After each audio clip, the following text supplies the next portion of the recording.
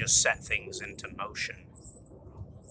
It's the entire process of nature that's been steering us for as long as we have existed, for as long as anything has existed on this planet.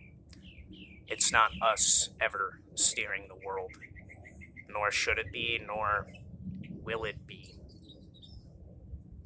Nature intentionally throws cogs in the wheels, because nature is not a clean process.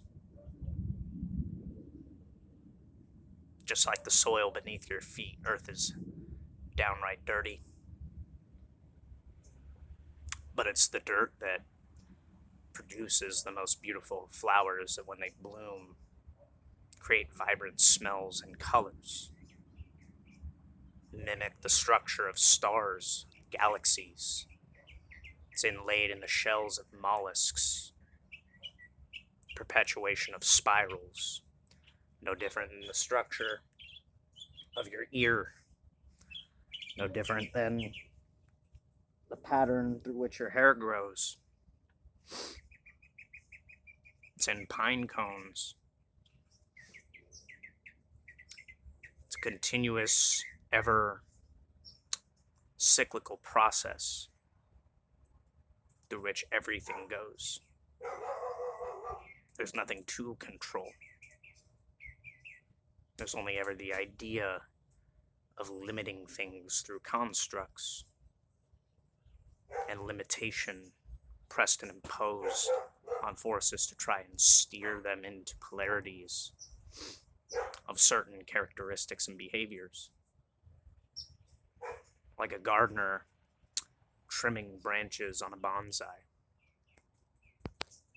But what brings a gardener to want to create structure and order out of chaos?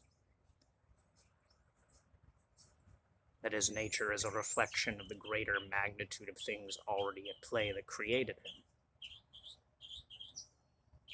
He's a nexus point through which creation itself is playing the construct of a being that witnesses, that experiences, that has the capacity to create, that has the capacity to destroy, that has the capacity to be man, that has the capacity to be a beast. And it is always the pressure of nature and the elements working around him, working through him, working within him, that is constantly reconstructing and reconfiguring and breaking down and tearing down and destroying and then reduplicating and reprocessing his entire existence. Life is not something of a burden that man undertakes, that a human being undertakes. Life is a process. The entirety of life is a cyclical process of refinement. And all of its processes, no matter how big, no matter how small, from the acts that go into creating and fabricating massive machines and architecture to just the very simple use of words, the manipulation of the tongue. Not one of these processes is seemingly bigger or smaller than the other. They're all reflections of things playing out in nature. They're all mere duplicates and fabrications of the same structure playing out in multiplicity.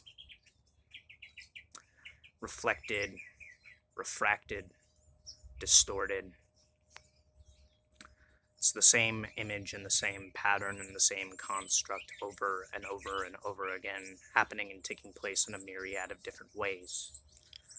A human being is a spiritual construct in matter that dances through life, that acts through life, that exists as a kind of avatar, a divine body on a stage, in a mass spanning eon-long play, in a theater that is nigh on infinite. What produces and creates his material body is a molding of nature and the elements. It's just set into motion by what is observable and able to be witnessed. His level and dependence of depth, the capacity to understand, comes from this never-ending curiosity and desire to know and seek and ponder the mystery that life is. And what he often comes to the conclusion of is that is just it. Life is an unfathomable, ever-changing mystery, an ever-continuous hall of mirrors, an ever-perpetuated journey, a never-ending story. A story that gives birth to the very illusion of being and separateness through life and death on this planet that has a seeming end to be experienced. The same elements that create him, he is returned to, inevitably.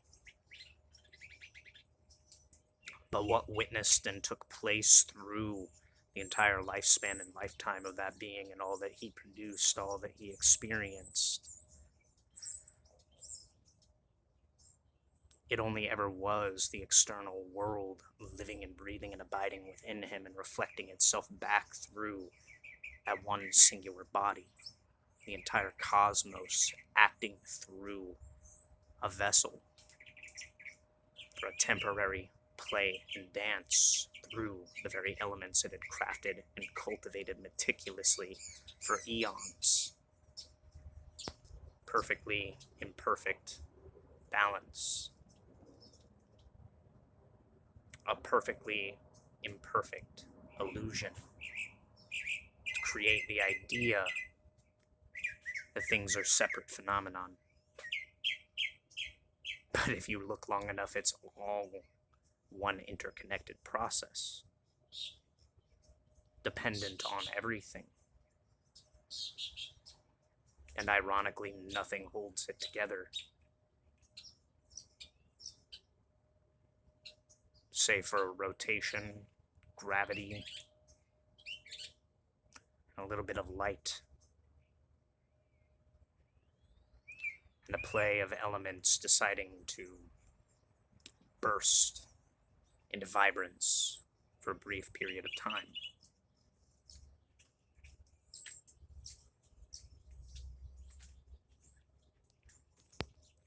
To think that life is not a miraculous thing, not out of any belief or lack thereof, or moral quandary, to see it as just an entirely mechanical process falls short. Life is miraculous just by the nature of its being. It has no inherent value save for the value that you make and produce from the experience itself. Its value cannot be weighed and measured in a numerical equation or equating it to numbers or code. The entire experience is encoded in infinitude. There is no way to quantify it. There is no testing or measurement through the capacity of the human mind to define or categorize it in anything that is stable, that is not continuously changing, that is not continuously evolving or breaking down. In fact, the entire thing about life, ironically, is it's like a state of forgetfulness in itself. A state of temporary forgetfulness of the eternal nature of how things move. How things are never in a fixed state. The only constant is change. The only constant is transformation. The only constant is that things grow and evolve, or they stagnate and they decay and they die. But even that death, it's part of the illusion. Spiritual teachers like the Buddha, like Jesus, they taught that life is a temporary thing, and that life is not eternal, and that all is a product of the mind, and the mind itself is a product of this mirage, this illusion of life being a stabilized thing. But it's a constantly changing thing. It never is, never was, never will it be a stagnant thing. Because even in decay, there is change. Even in decay, there is transformation. Energy is not created nor destroyed, it simply transforms.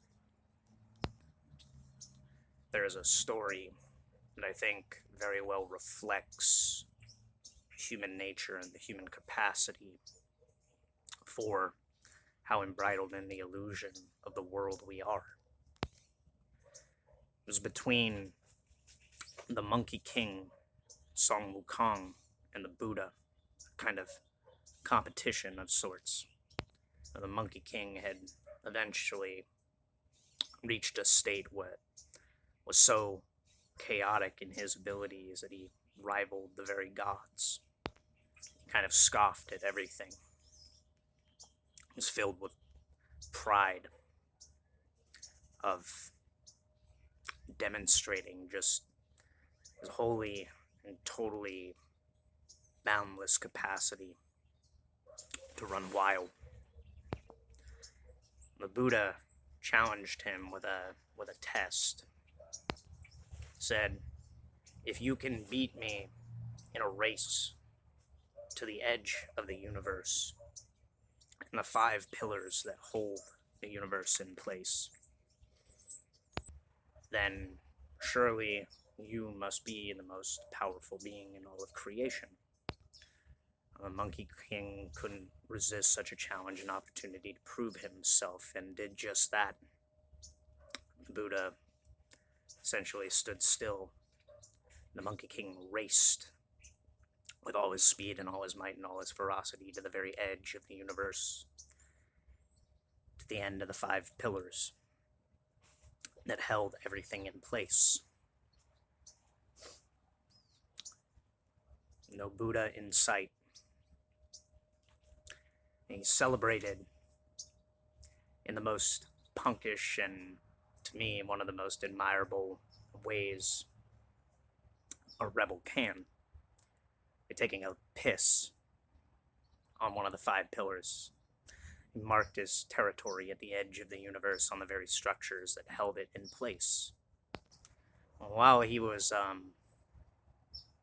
asserting his dominance, he noticed the structure of the pillars and the intricate, delicate kind of weaving of lines in that structure. And he noticed how the pillars had formed to hold and encompass everything. There was something oddly familiar about the structure of the pillars. He suddenly felt the urge to look up, as if he had been watched, as if something was observing him. The very being awestruck at reaching that goal to assert his dominance on all of creation looked up, and what did he behold? The very face of the Buddha looking down upon him. That being of compassion and wisdom and understanding. It was his fingers that were the 5 pillars, holding all of creation in the palm of his hand.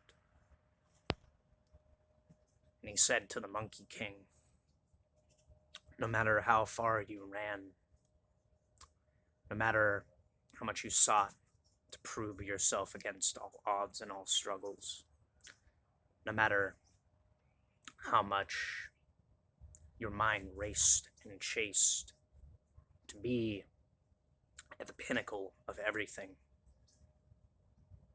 to claim you stood atop all of creation. It was I holding you